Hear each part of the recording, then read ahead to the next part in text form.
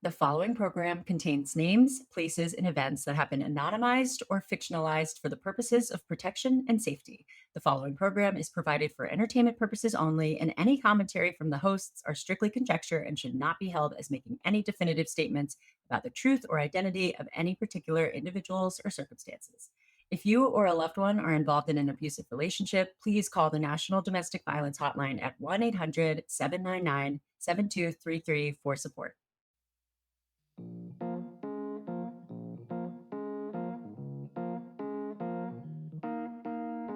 Hey, Hannah, welcome back. Oh my God, welcome. Welcome, everyone. Okay, so as you and everyone else knows, this episode was a doozy and it ended on a high point, and we definitely left with a Kind cliffhanger, of. which sorry, not sorry. Yeah, people, y'all, we loved this week. If you're not following us on Dating Detectives podcast on Instagram, it was everybody DM'd us so many questions. They were so excited. Some of you were mad at us, and we're really sorry about the cliffhanger. But it's such a long story, so just wait. I can't wait to tell you the rest of the story, but before we do that, just real quick, we do want to answer some of those questions. So, Hannah, what were some of the questions that we got? We got some great ones. So one clarification was whether or not Ashley met Morgan in person. And I think she did say it, but in case you weren't clear, she never did. She only texted with Morgan. She talked to him on Tinder, text, and they had a group chat, but never met him in the flesh. That, which is really interesting because, well, she would have had no reason to meet him in the flesh. Well, I mean, if you're friends with someone, but I get Yeah, it. Like she didn't, it didn't raise a huge red flag for her. Yeah, because she wasn't the one that he wasn't the one that she was dating. She trusted Kyle when Kyle said, "This is my friend," and she didn't care to meet him because she's not dating him. Someone made an interesting point. We don't necessarily have an answer to this, but I don't think it's a spoiler. They were just like, maybe the story about Morgan, like being an alcoholic and getting pregnant, like maybe that was like one of Kyle's like actual stories from his past or something. I was like, yeah, very well could be. Listen, we got some thinkers listening to this Oh, podcast. we do. I love the little investigative minds. One other question that I don't think is in the episode is all about the ring. People really wanted to know if the ring was fake, what the ring was appraised for. So the purpose of that in the story was really just to show that he was listening to her. But because we all need to know, we're all, we're girlies. We want to know. I think she said it was actually appraised for, he said it was valued at like 9,000. I think it was appraised at like 4,000, 4,500. So it was a real ring, but it sounds like he may have inflated the truth a little bit. Yeah. He estimated a little high. I don't think that was an estimation. I feel like that was it was just a little lie. Maybe it's fine. It's funny how stuff like that becomes so minuscule in the grand scheme of things when it's someone like this, but in reality, it's because how did he know? Like, he had to have been listening, and how?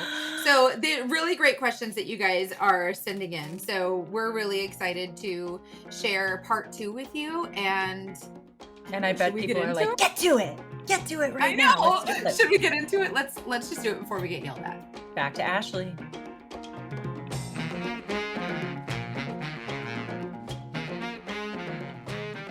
And so right at that time, he's like coming up towards me, like backing me up kind of into the wall.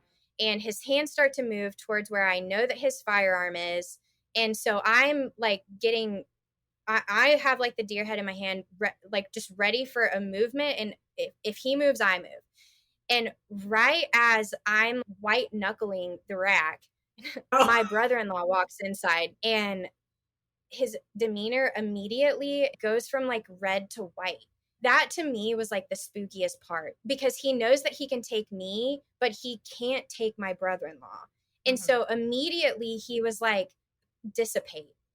I gave him his racks. He was like, I will always love you. It was this whole thing. I was like, Kyle, you got to go and don't come back. This is it. After he leaves, maybe an hour later, probably less, Kyle starts to call me and text me and call me and text me. She's pulling up the receipts. He says, I won't be coming by to get my stuff. You can keep the ring. Goodbye. And I was like, you have a lot of things here. I'm not keeping all of your things. And I didn't want to keep any of it because I didn't know if it was listening to me. And he said, I won't need it. I'm not responding anymore. Goodbye. And I was like, bye. And he said, I still like an explanation before the end of the day. Thanks. Which an explanation as to why we broke up, even though I already told him it was because what he said was mean, which wasn't the real reason, but I wasn't going to tell him the real reason. He says, I'll always love you no matter. And I like the only reason I'm reading these verbatim is because like this itself is like a form of manipulation, and certain forms of manipulation are definitely abusive behaviors. 100%. He said, I'll always love you no matter what happened between us, but I'm not into the feelings I have anymore or failing. I wish you the best. And I said, I want the same for you. He says, oh, don't worry. I'll get what I've wanted soon. And I said, what does that mean? And he said, nothing. I've reached my point. Enough is enough of anything. Contentment will forever continue to escape me. I'm tired of dealing with it. I appreciate everything you did for me. You know, I did the best I could. I tried to do everything the right way while being there for you and trying to give you what I feel you deserved. And that is when I called his sister. That was kind of like a final goodbye. I know. I was going to say, did anyone, Mackenzie, what was your like spidey sense doing when you read that? Because I could Homeboy's gonna off himself. I didn't know what was going on. That's exactly what I thought. That's what I thought as well. So I called his sister and I was like, you need to find Kyle. He's not doing well. I just broke up with him. And I'm also in tears because I'm like, if this dude offs himself, it's my fault. In hindsight, not the same as current moment. But in the moment, I was like, if he offs himself, it will forever be on my shoulders. So I called his sister and she said, man, I really thought he was better. Like, he's done this before. Dogfish. This is someone that has a whole background that we don't know. Yes. So she said, I thought he was better. We'll find him. He calls again. I don't answer. He texts again. I wanted to see if you were okay. My sister said you were upset. I don't want you to be sad or cry. If you can let me know you're okay. Again, I don't respond. Then he texted me again. I hate I didn't get to talk to you, but this is what I'll remember for our relationship. I hope you do too. I hope you're okay, and I hope you will be happy. Goodbye, babe. Goodbye, babe. I hardly slept at all that night. And then the next morning, I get a phone call from a phone number that I don't recognize. And so again, I don't answer it. And it's a text message and it says, hey, this is Kyle's dad. Can you please call me? And I was like, okay. No. So I call him and he is like, hey, don't panic. Kyle's in the hospital. He OD'd last night. He wanted to get your attention. Yes. And he knew that was my absolute worst fear of my ex that I was with for 8 years. Kyle probably, he wanted your attention. He didn't want to end his life. He wanted to literally do the most dramatic, closest serious thing in a way that would still keep you held on. Correct. God. Correct. Yeah. God. While he's in the hospital, knowing that he cannot get to me. I kind of rest easy, and I had also boarded my dogs. I wanted to figure out what the next step would be. So I boarded my dogs and I was packed a bag and I was going to stay at my parents' house for a few days. So I boarded my dogs and I told them that I had a new phone number. And I was like, hey, don't call that other number. Delete it out of the system. Don't do anything. If you need me, call my new number. And they were like, okay, no big deal. I didn't want anybody to even know that they were there. I was like, don't put them on social media. Don't do anything. And they're like, okay, no big deal. And so I get a phone call from my dog boarding place on my Kyle phone. And I'm like, I just told them that I got a new number. Like, why are they calling me from my old phone number? I answer it and it's, hey. And I'm like, Kyle? He was like, yeah. And I hang up.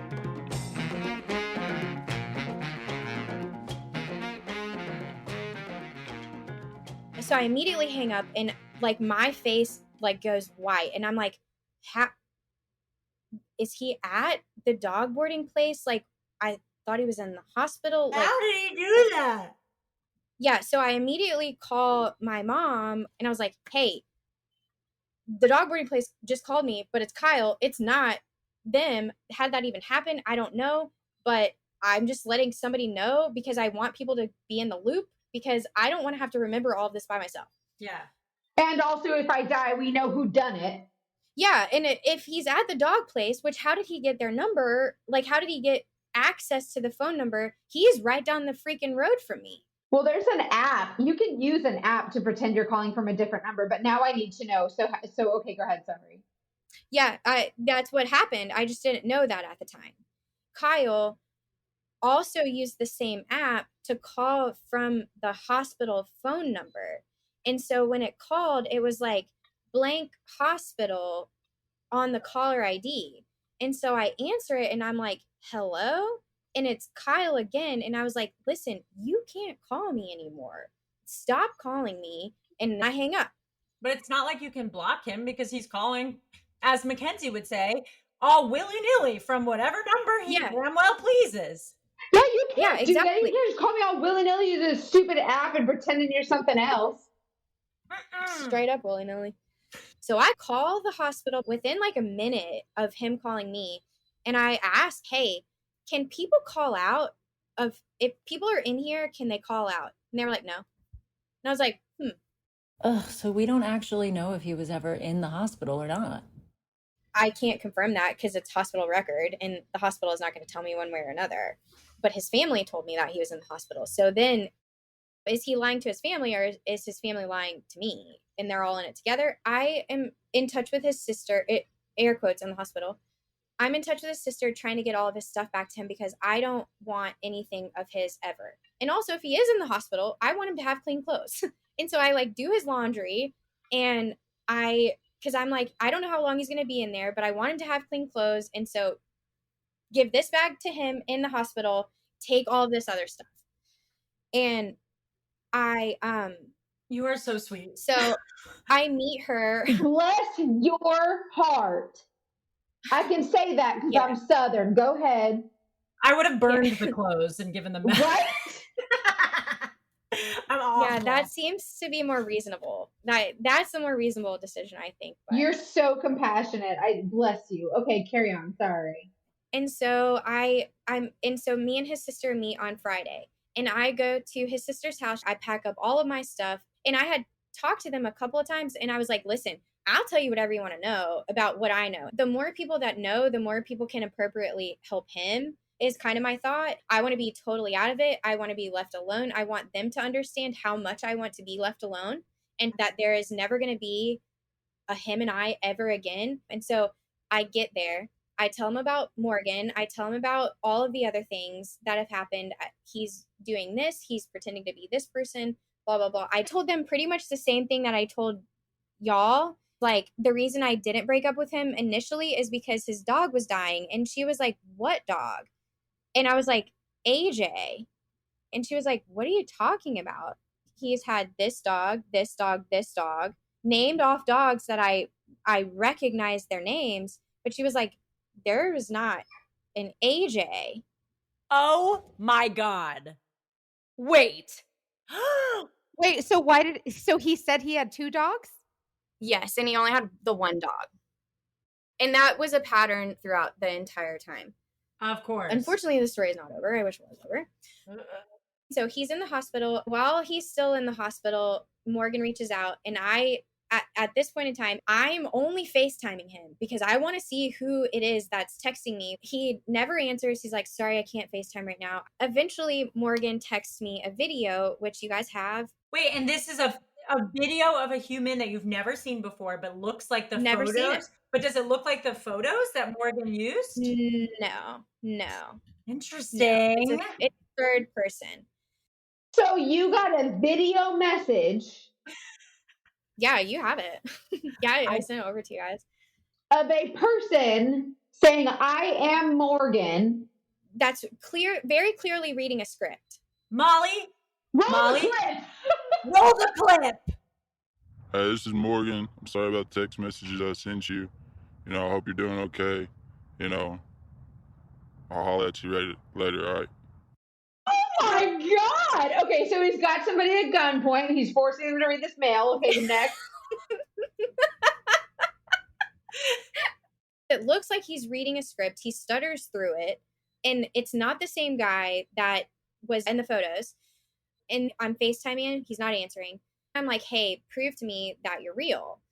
And he sends me just these totally random, again, Molly has all of the documents. It's like a AT&T bill. It's nothing that's really proof. Yeah. Also, Yeah. I love that he's like, I don't know what else I could do. You're like, FaceTime. You can FaceTime. Yeah. Just a little This idea. is like freaking beyond. This is legit 100% like Lifetime movie. My investigator brain is like, what in the actual crap? This guy is doing next level stalkers, like stage 5 clinger, like stalker psycho. Like this guy is next level. Yeah. I say, we both know you aren't who you say you are. As I've said before, please do not contact me or my family for any reason by any means. Kyle's sister comes over. And I'm like, hey, I hope he's doing okay. I'm sorry that all of this happened. I wish it would have been different. And she's like, Kyle went to go find Morgan last night to confront him about all of the fake numbers and the fake profiles. Kyle had a nice little chat with a mirror, is what we're saying. No, well, Kyle beat him up. So Kyle in a tree, he had a couple of bruises. It looked like a mess. Fought him, whatever. So either he beat up a tree and or punched a bunch of bricks, or his sister is also lying. I don't know which is true. And then I'm like, okay, so there is a chance that Morgan is a real person. It might not be the person that I thought that it was, but it could be a real person. And when his sister was here, he was like, Kyle sent a letter to my home that was admitting to everything, like a handwritten letter, post office shipped to my mailbox. And I don't check my mail that frequently. So after they left, I went to go check the mailbox. The letter is there. It's from handwriting that I don't recognize because I know what Kyle's handwriting is like. So it's a third person that I don't know. So the letter was signed from Kyle's name. Correct. Yeah. And while I'm like thinking about that, me and my sister go to the mall shopping, and she gets a text message. It's a screenshot of what Kyle's sister had gotten, and it says, tell your brother to watch his back and the bitch too. I'm coming after both of them because Kyle beat him up.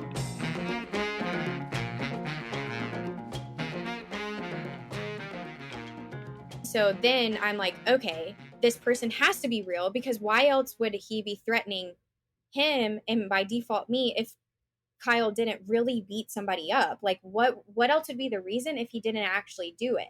He wanted to stay relevant. He wanted to stay in your life, and he had no control over you anymore. So he wanted to kind of keep that control is what it sounds like.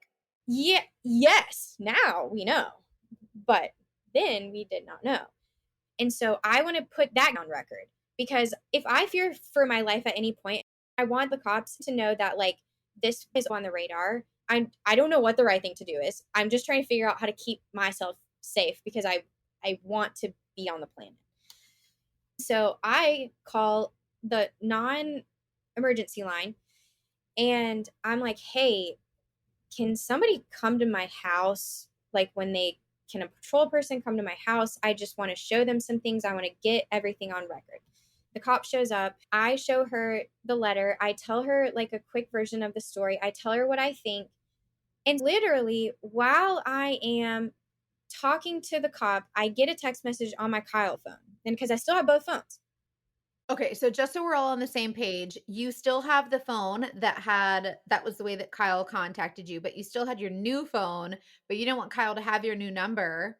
But by letting him kind of continue to contact you on the Kyle phone, that was kind of like your way of keeping the enemy close. Smart. Yeah, because that's how Kyle would text me, and then he was instructed not to, so then he didn't. So that's when Morgan came back.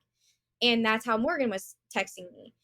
I get a text message from a number I don't recognize, and I open it and it's green, and it says, I wanted to let you know that, and I immediately give it to the cop. I don't even finish reading it. I'm just like, ma'am, Here you go. I don't know what to do with it. So she reads it and she gives it back to me. And then she like steps away and she radios and she's like, hey, can you like do a whole search on this name? Because the text message says, I wanted to let you know that creep can't hurt you any further. I handled it after the threat was given out today. Just trust me, it's done. Found out that you had been watched a bit over the past month. Sorry for that. I should have done something sooner. If I have to wait a year just to talk to you, I will, because you're still the one. The question is, will you wait for me? So is he confessing to murdering Morgan? Like he's handled it? Like he wants you to be like, "Oh, my hero, you killed him. Great." Yeah. Essentially, he's like saying that he murdered someone. He was like, no big deal. I murdered him. Also, I love that he was just like, will you wait for me after just saying you murdered their friend? Like, this guy. Yes. So she calls over the radio and she's like, there's no record of that person with that birthday. Like, he's just not real. And I'm like, okay, I hear you in that he's not real. But I also know that there's a face and a claim that this person is Morgan. So if he's not Morgan, fair. If Morgan doesn't exist, fair. But there is this person. Like, that's not Kyle. He's got someone tied up in his basement for sure, like forcing that, like holding them hostage to force them to say these things. Yes, likely scenario. That was on March the 28th. And then on April the 6th, I get one single email from Kyle with an obituary of Morgan. What? Oh my God. That says, Morgan, age 32, passed away suddenly. There's no picture. There's only an obituary. Wait. Can you do that? Can you like just, how do you get an obituary without like a death certificate? Is that a thing? Well, I mean, all you have to do is like call the paper and pay the money to do the obituary. And they're like, okay, when do you want it posted? So yeah, you could totally do an obituary. What? That's Right? wild. Yeah, it's online. He paid for the obituary. My mom, in her sleuthing, bless her heart, calls the newspaper. And she's like, I need to know who sent this in. I need to know who requested this to come in. And it was his sister, who I had never heard of. My mom did all of the sleuthing and lands on her Facebook page. And she is posting pictures of Morgan. Rest in peace. My brother overdosed and passed away suddenly. Please pray for him, whatever. What is also interesting is that she got into the Facebook groups of the church that my parents go to, the grief counseling groups. So she was on the Facebook page. She had added a couple of people that my mom personally knows that go to the church, and was in the actual grief group that my parents go to. What? So this fella is now infiltrating your mama's church's grief counseling group? Yes. That's beyond. Yeah. So to further chase a rabbit, my mom reaches out to the people that she knows that do the grief group. And she's like, hey, who is this girl? And they're like, she got added to the group. Her brother passed away. She's from around here. She went to the high school that I went to, which she did not. Not in the yearbooks. Nobody that I still talk to from high school has ever heard of her. It's not a thing. And so she was in like a meeting or two, and then she never came back. They tried to call her, but every time they tried to call her, her husband would answer. It was never her that they talked to. She would reply via Zoom instant message for the grief groups, but she would never use her voice because it was never a her voice. It was a him voice.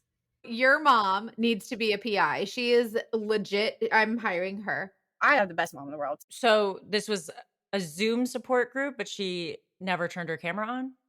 Correct. Yeah, no voice, no nothing. And so it's another person that Kyle is pretending to be, because if he can make Morgan real, then he can be not at fault for anything. So he's basically, he used Morgan to make himself look good, and now he's using Morgan and catfishing, pretending to be all these other people just to help his case further, and so that he doesn't have to take accountability for anything. Yeah. Okay, so just for clarification, because oh my God, this is wild. So just so that you guys understand, Kyle is also Morgan. So he's created this alter ego, and he's now created Morgan's sister, and neither one of these people are legit. Like, they're all Kyle. And they're like, we haven't seen Morgan's sister except for her engagement on Facebook and in this church group. Right. That's pretty much. Which she never actually showed her face in. So it's a Zoom group. Okay. So then we're just like, okay, interesting to note.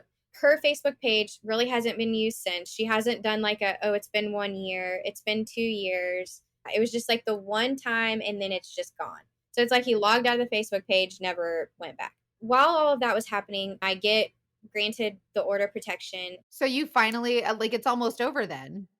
He still did text me again. And so I had to go back to the courts, and I was like, listen, he's breaking the order of protection. And the last text message I got from him, he said, "You're the love of my life, my best friend, and my person. I don't care what happened over the past month. It's in the past. I put too much on you, and that wasn't fair.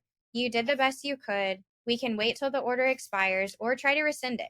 If you don't want to try again at any point, that's okay. Just block my number or say no. I'll send a single exclamation mark one day to see. If you don't do any of these things and still want to be with me, then I'll wait for you patiently. I just have to try." And then the next day he sends a single exclamation mark. Again, I don't respond. And then he texts me again and says, "Guess I'll wait." And that's the last I heard from him. I'm glad he stopped reaching out to you. I mean, good riddance. Bye, Kyle and Morgan and Morgan's sister and the hired actor and however other many people he made up to get to you. My question there is, were there any times in the relationship where you were like afraid of him? Like before all of this came out? Yeah, that's a good question. No, there were a couple of times when he like would lose his temper. I think I should have been scared, but it was more so of me like, no, he's going through a hard time. We innately feel compassion right away. Yeah, feel nurturing instead of instant distrust. We want to show that compassion, especially when it's someone that you love and you want to be nice to them. You want to show them love. You want to show them that love.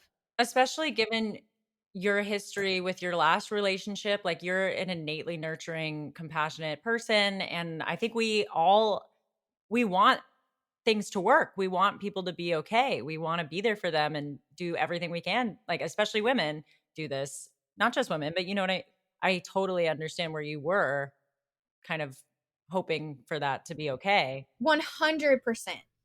That is one of the great things about women, is that we can be loving regardless of what we receive, but it is not loving to be passive. It is not loving to let people walk all over you, for you or for them. Thank you so much for this story. How are you feeling about it now? I know a lot of people we've talked to, and I'm sure like just in general, struggle with the shame around this kind of thing. Where are you with that?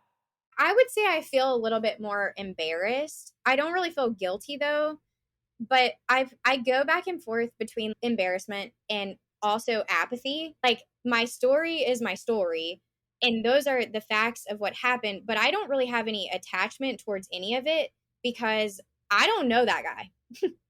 I want people to know the facts, and I want people to know that stuff like this happens, but I am not emotionally attached to it because that doesn't do me any good. That's great. I mean, I'm glad that you're able to like detach from it in a healthy way and recognize that, yeah, you're not at fault, obviously, and also able to move forward in some way. Are you? Like, how's dating now? What's the tea in your dating life after this? Spill it. So a pretty boring update. I will never get on a dating app ever again. I'm like, if you're going to do it, please do it safely. I'm just pretty slow to the cuff now. I have a slightly harder time like trusting people's intentions. Like for instance, this one guy I was like a little bit into. It took me like 2 dates and then I'm like, nope, not you. You're not it. Normalize leaving after the first red flag. Like we want things to work. We want to believe in the good in people. I remember a camp counselor when I was younger and I didn't understand it at the time, but she made a group of like 10-year-olds, all of us, 10-year-old girls, say in unison, I will never pity date. And like we were like, what? Obviously she was At 10? Yeah, she must have been going through something. But yeah, the dating app thing. Hopefully this story, as you've said, I'm glad you've been able to move forward and trust your intuition even more. Yeah, I'll listen to my gut, except for if it tells me that somebody's good. It's true though. So it's so interesting that you said that because it's as soon as something is going well, why is it so hard for us to believe it's going well? And then for some reason we can't follow our gut. It's too good to be true almost. So we kind of we walk away from that. That breaks my heart a little. Mackenzie, you're the one of us who's got to lock down a good thing. How did you know? I'm putting you on the spot. How did you know that you had a good person that you could trust was a good person? He was consistently there. Even when I pushed him away, he sat patient and quiet and he was consistently there. He consistently showed up. He consistently made promises and followed through with them. He was consistent. And as much as I didn't trust him, he was consistent. And to this day, that consistency has never wavered. So that it's like a building trust over time thing. You don't know initially and you have to kind of let them show you again and again and again. Aw, happy Absolutely. for you. Thank you so much for telling your story, Ashley. I just can't believe everything that you shared. I just can't believe it. Truly, thank you. And also I'm obsessed with you. Thank you.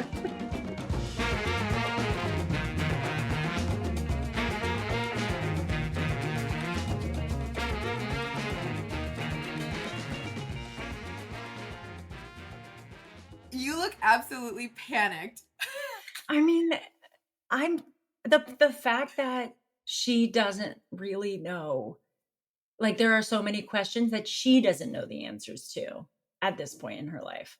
That's a lot for me. I'm blown away. Like I'm speechless. I don't know what to say. I can't wait to hear everybody else's responses. So yeah, so that's just it. Kyle's kind of still out there. And how did he hear her in her parents' house? I want to know. There's just so many questions. And like how did he like, okay, this guy is smart, right? Like I'm sorry, but he's not stupid. Like he's out here all willy-nilly in front of God and everybody just freaking doing all this stuff and nobody's keeping track of him. Like we don't know where he is. Like can we oh boy. I almost wish he's doing like so much work. Is there a job that he would be good at that we could put this? He's got skills. Like he needs to like be an actor because he's really good at what he does. Or a writer. Something. He's got a creative mind. For the love of Moses, like he created all of this like not real stuff. Like first of all, who has the time? Second of all, who thinks this up? Like, how do you come up with this? I feel like the more that she answered things, the more questions I had. Like, answers just lead to more questions. And why don't you speak to that? So you are PI, but there are limits to the cases you're on.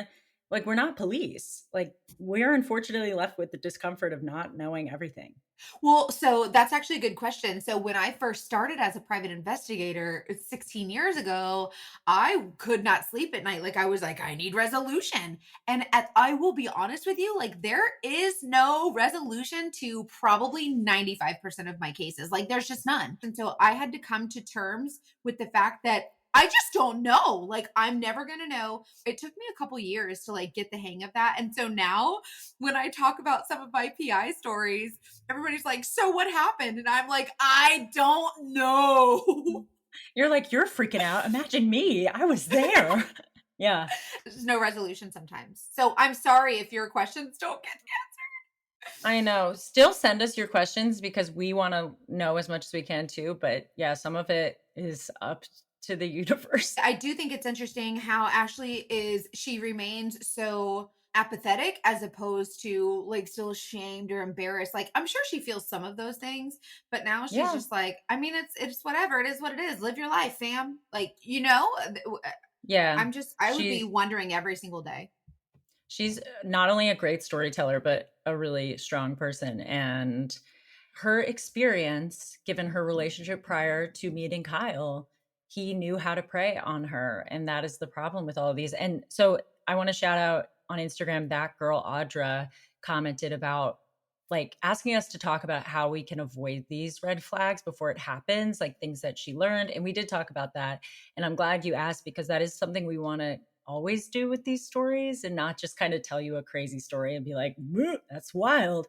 But also we're, out in this world, whether you're dating or not, people are amazing.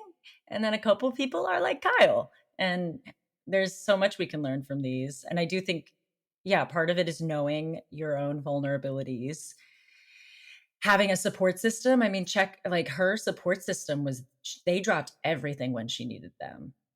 Like, keep your people close, y'all. In my job, doing surveillance, that is my bread and butter. That's what I do. That's what I live. I eat, sleep, live, and breathe, like surveillance. And so every day I'm out there seeing all of this happen, and that's all I see. And so you don't realize that, like, it's amazing what people do when they think no one is watching. And it's just incredible to me how like it's like you would be blown away. I have so many stories. It's crazy. You've heard some of the stories. They're insane. Ashley's story is freaking bonkers. The only thing I do when no one's watching is just dance in my underwear to Taylor Swift, and that's how I'd like it to stay. That's all I need. Why can't we all just do that instead of right? Like, creating fake obituaries? I know, that was wild. And like, and he paid money. Like, he came out of his own pocket. Like, it costs like $100-something to do an obituary. Like, they don't do that for free.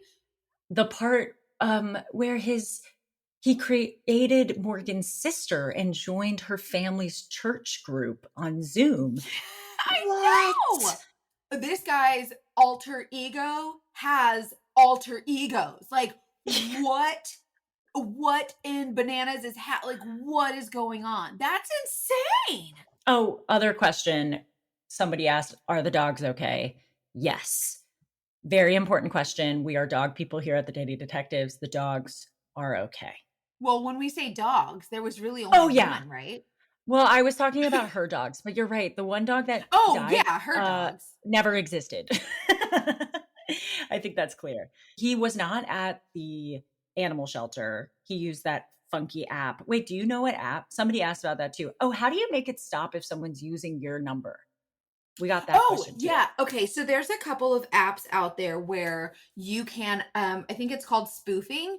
And when you spoof somebody, you can say, okay, I want to make this phone call. And it says, what number do you want it to show up? And you can literally put any number, the police department, your mama's number, your girlfriend's number. You can just type in whoever's number you want. And when it calls your phone, it will show that person's number. So if you have your mom's number stored in your phone and they call saying they're your mom, it will show up as mom or however you have it listed in your phone. It will come up and that's how people get you to answer. So that's why at the animal boarding place, that's why she answered the phone. Like, it wasn't him. He was calling as someone else. And that's actually very common. Is there any way that you can like stop people from using your number? No, there's not. Yeah, I didn't think so. Cause you can just type in a number. It's not like they're actually using it. So the thing is, that's probably a chargeable offense, right? But it's a matter of proving it. And because those are undetectable and untraceable, the chances of proving it are like, so change your number. Oh, I don't know what else. Like, it sucks. Who wants to change their number? I've had my number for like 100 years. Wow. Okay. One more topic that we can just touch on is dating apps, because a lot of people are reacting to the story like, this is why I don't use dating apps. Oh yeah. What do you And think, Hannah? You have good experience on that. do I? Well, I do. Yes, I guess. Well, I am on. So they've asked us a couple times. Actually, I was at a wedding this past weekend with someone who has listened, which I loved hearing the story. They were like telling me about a friend who's gone through something that was relevant to this, and it made my heart warm. So shout out. But they did ask me what dating app is like safe.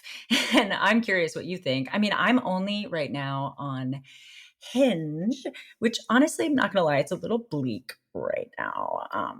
Just in terms of the selection. That's not the point. I don't know. Like my dating app mentality is that if I can't find them on social media or find some kind of like connection to them, red flag. I don't go. Yeah, I need to like honestly, and I'm fortunate to have a mom and a friend group who are pretty, I don't want to say well connected so much as like nosy as hell. Like they just like get in everybody's business, which is good because whenever I meet, like if I meet someone and they're like, "Oh, I went to Tulane." This happened recently. I met somebody, went to Tulane, so I just went to all my people that I knew who went to Tulane, and someone knew someone who knew him. So it's like I just have to verify everything or I don't trust it. I don't know if I can say an app is good or not, but I do think you can't verify information about someone on an app. Like if you're on Tinder and you have no information about them but a picture, that to me is like not enough. What app did Ashley say she met Kyle on again? Tinder.